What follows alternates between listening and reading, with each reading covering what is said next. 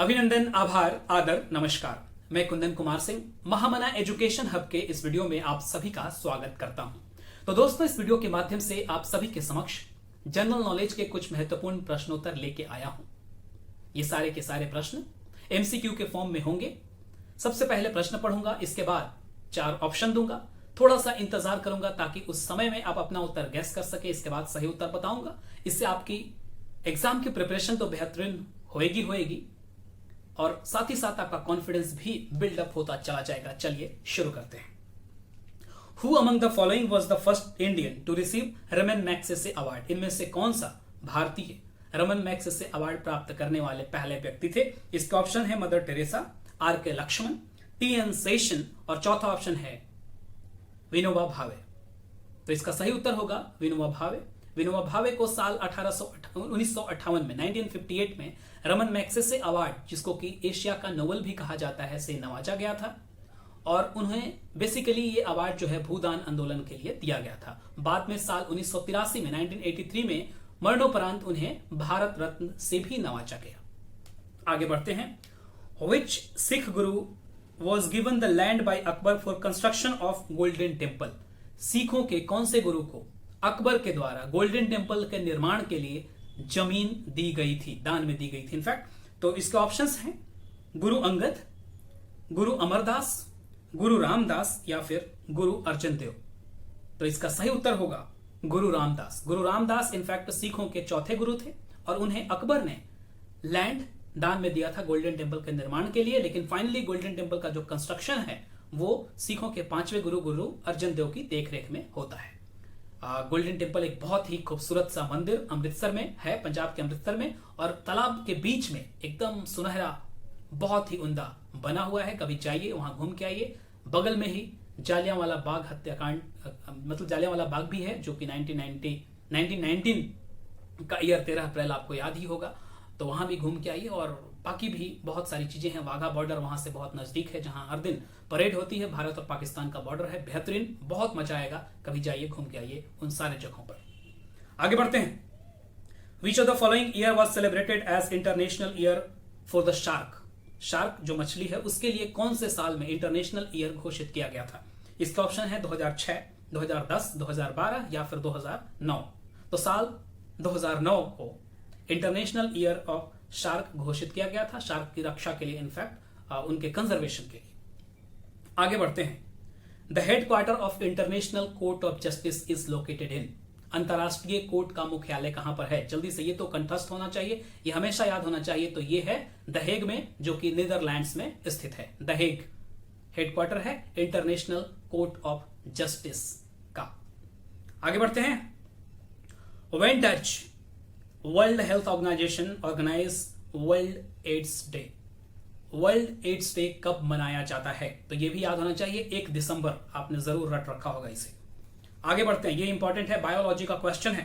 Which of the following disease occurs due to bacterial infection? इनमें से कौन सा रोग बैक्टीरियल इन्फेक्शन के कारण होता है? इसके ऑप्शंस हैं स्मॉल पॉक्स, मम्स, अस्थमा या लेप्रोसी। तो इसका सही उत्तर है लेप्रोसी।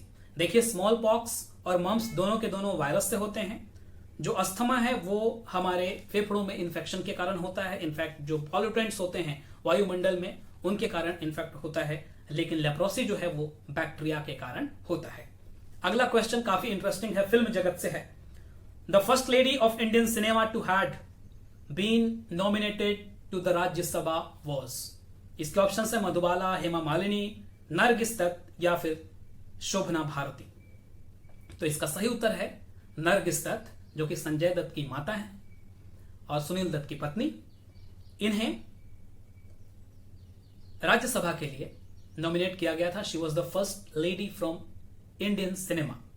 और इनका असली जो नाम था वो था फातिमा रशीद। मदर इंडिया की शूटिंग के दौरान ऐसा कहा जाता है कि सेट पर आग लग गई थी और उसमें नरगिस दत्त फंस गई थी और सुनील दत्त अपने जान पर खेलकर उनकी रक्षा किया था उन्होंने। और उसके बाद ऐसा हुआ कुछ कि दोनों दाम्पत्य जीवन में बंध गए। और मदर इंडिया जो फिल्म है वो बहुत ही फिल्म जगत में बहुत ऐतिहासिक कही जाती है, क्योंकि इसे ऑस्कर के लिए भी नॉमिनेट किया गया था। तो ये था इंपॉर्टेंट जो कि नरगिस दत्त के बारे में हमें जानने को मिला। आगे बढ़ते हैं। The celebrated novel the godfather was authored bye. Godfather एक बहुत ही फेमस नॉवल है, उसको किसने लिखा था? इसके ऑप्शंस हैं John Milton, Victor Hugo, Mario Puzo या फिर हैरोल्ड रॉबिन्स। इसका सही उत्तर है मारियो पूजो, जो कि यूएसए के रहने वाले हैं, अमेरिकन नॉवेलिस्ट हैं और ये क्राइम नॉवल है, क्राइम के ऊपर आधारित है और बहुत ही बढ़िया है, कभी पढ़ने की कोशिश कीजिएगा, बहुत ज्यादा फेमस है द गॉड फादर। आगे बढ़ते हैं। An ecosystem is an. Ecosystem क्या है, इसको कैसे डिफाइन कर सकते हैं? Simply, an ecosystem is a system of organism and their environment. Organism और उनके सराउंडिंग या वातावरण को इकोसिस्टम कह सकते हैं। आगे बढ़ते हैं, बहुत इंपॉर्टेंट है कंप्यूटर से। The most powerful computer is. इसके ऑप्शंस हैं super computer, micro computer, mini computer, all of the above. तो इसका सही उत्तर है सुपर कंप्यूटर। और फिलहाल आज के समय में जापान का फुगाको जो कंप्यूटर है, सुपर कंप्यूटर है जापान का, ये सबसे ज्यादा पावरफुल माना जा रहा है। फुगाको फ्रॉम जापान सुपर कंप्यूटर। आगे बढ़ते हैं। इंडियन आर्मी डे कब मनाया जाता है? तो इंडियन आर्मी डे कब मनाया जाता है आपको पता होना चाहिए। 20 जनवरी, 12 जनवरी, 15 जनवरी और 26 जनवरी। तो इसका सही उत्तर है 15 जनवरी। और ये इसलिए मनाया जाता है क्योंकि भारत के प्रथम फील्ड मार्शल के एम करियप्पा का इसी दिन इनफैक्ट उन्होंने कमांडर इन चीफ का पद संभाला था, शपथ ग्रहण किया था, जनरल के एम करियप्पा। तो उन्हीं के लिए 15 जनवरी भारतीय थल सेना दिवस के रूप में मनाया जाता है। आगे बढ़ते हैं। अच्छा, इस कमेंट बॉक्स में बताइएगा कि 12 जनवरी को क्या मनाया जाता है। 12 जनवरी को क्या मनाया जाता है, कृपया करके हमें इस कमेंट बॉक्स में लिख के बताइएगा। आगे बढ़ते हैं। The highest wheat producing state in India. Bharat में गेहूं का सबसे ज्यादा उत्पादन वाला राज्य कौन सा है? इसके ऑप्शंस हैं हरियाणा, पंजाब, बिहार या उत्तर प्रदेश। तो इसका सही उत्तर होगा Uttar Pradesh. Punjab is at second rank in the production of wheat. आगे बढ़ते हैं। The ozone layer in the atmosphere is at the height of about 75 kilometre, 100 kilometre, 30 kilometre या 200 किलोमीटर।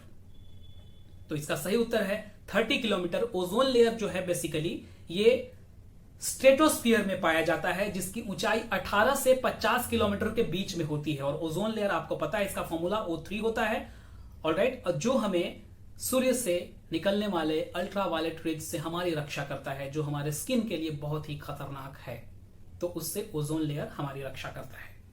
अगला क्वेश्चन है, Indian national Congress was founded by.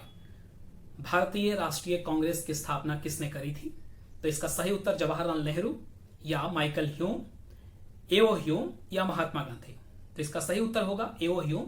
साल 1885 में भारतीय राष्ट्रीय कांग्रेस की स्थापना हुई थी। और एओ ह्यूम जो थे वो ब्रिटेन के रहने वाले थे, ब्रिटिश सिविल सर्वेंट थे वो इनफैक्ट। तो उनको ऑर्निथोलॉजिस्ट भी कहा जाता है, बहुत अच्छा बर्ड की जानकारी रखते थे। इसके बाद बोटेनिस्ट भी थे और पॉलिटिकल रिफॉर्मर भी थे वो, civil servant whose name was Allan Octavian Hume.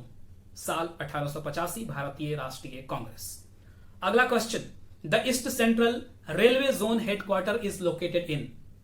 Railway का ईस्ट सेंट्रल जोन का मुख्यालय कहां पर है? पटना, मुजफ्फरपुर, कटिहार या हाजीपुर। तो इसका सही उत्तर है हाजीपुर, जो कि बस गंगा पार कीजिए पटना से और हाजीपुर पहुंच जाएंगे, वहीं पर है। ये last but not the least very important question from physics.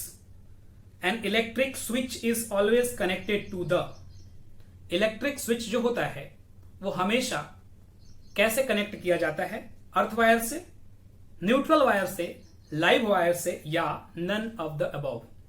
तो इसका सही उत्तर होगा कि फ्यूज वायर हो या फिर इलेक्ट्रिक स्विच हो, ये दोनों के दोनों लाइव वायर से कनेक्ट किए जाते हैं, क्योंकि सॉकेट या अप्लायंस जो भी लगे होते हैं वो लाइव नहीं रह सके जब स्विच ऑफ करते हैं। ये स्विच आपको दिख रहा है, ये लाइव वायर से कनेक्ट होता है। और ऐसे ही जो फ्यूज होता है, इलेक्ट्रिक फ्यूज, जो जहां पर इनफैक्ट घर में बाहर से लाइव वायर की एंट्री होती है वहीं पे लगा होता है वो मेन फंक्शन की जगह, तो फ्यूज भी जो है वो लाइव वायर से कनेक्ट होता है। तो ये थे आज के क्वेश्चंस जो बहुत इंपॉर्टेंट थे, बहुत मजेदार भी थे और उम्मीद है आपको काफी ज्यादा पसंद आए होंगे।